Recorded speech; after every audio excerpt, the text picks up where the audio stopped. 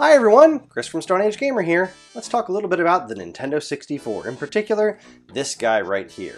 This controller has found itself to be the butt of many jokes, mostly because, well, it looks crazy, right? It looks like it's a part of a trident, or maybe it was designed for a three-handed alien, but the fact of the matter is that it actually, in practice, works quite well. It's equal parts genius and insanity. It's one of the reasons people love it so much.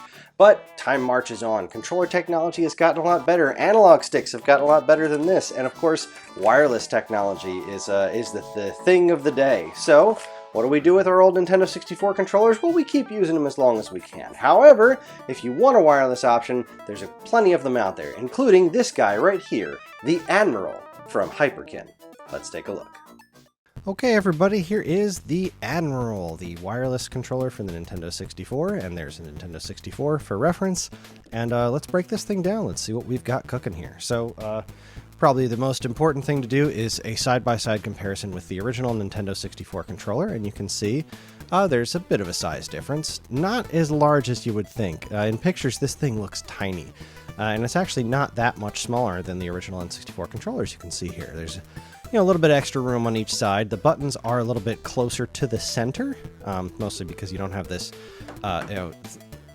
double-gripped design like this one does. It's a little bit more of a modern kind of a setup, but it is it's pretty nice. So let's see, we've got the L and R buttons here, your shoulder buttons up there, L and R matches, but then you've got the Z button is set on either side, since there was only one Z button on the N64 controller.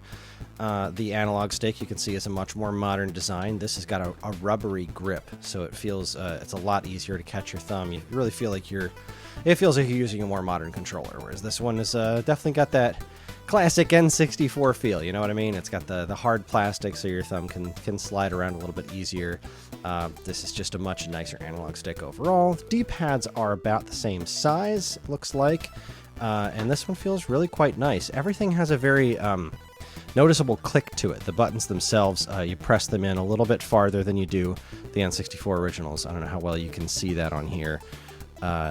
This is the button pressed there, and this is the button press here. It just has a little bit more give. It's noticeable.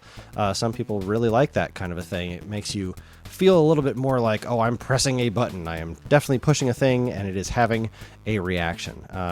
And other than that, it's pretty light. It's rechargeable. You've got your plug up top here for charging it. Your sync button is out of the way, so chances are you're not going to accidentally hit that. And that's kind of the long and the short of the controller itself, but we've got a couple other neat things to talk about in the form of this guy. This is the dongle. This is what you will plug into your Nintendo 64. It's the receiver, but as you can see, there's a bunch of business going on this receiver here. You've got a little USB cable down here. You've got this button here is your sync button. You got a couple of light indicators. This switch here tells it whether or not it's ready to be synchronized with a controller. And then this right here is super interesting. This is for a micro SD card that you can plug in here, and you can actually use save files off of a micro SD card. How cool is that? And then this right here is obviously for your controller pack, your memory card. Now, I know what you're thinking.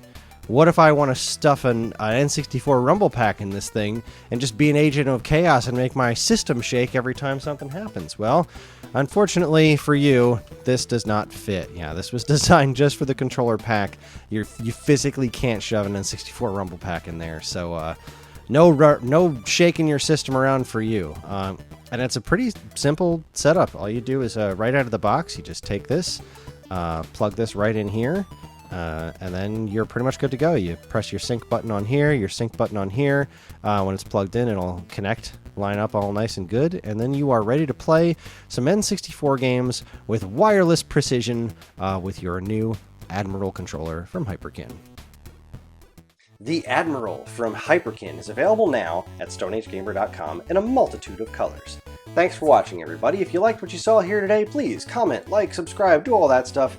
Tell us about your favorite N64 games. Tell us your experience with the Admiral or other wireless Nintendo 64 controllers. We want to hear from you. Thanks again for watching. On behalf of all of us at Stone Age Gamer, keep playing games. There's no time to waste. Alright, punching air. Get him, Superman. Yeah, alright. Yeah, you fly through those rings. You show those rings who's boss. Yeah, take that, Lex Luthor. I bet you didn't expect me to be able to fly through all these rings in a short amount of time. Oh, I'm missing rings.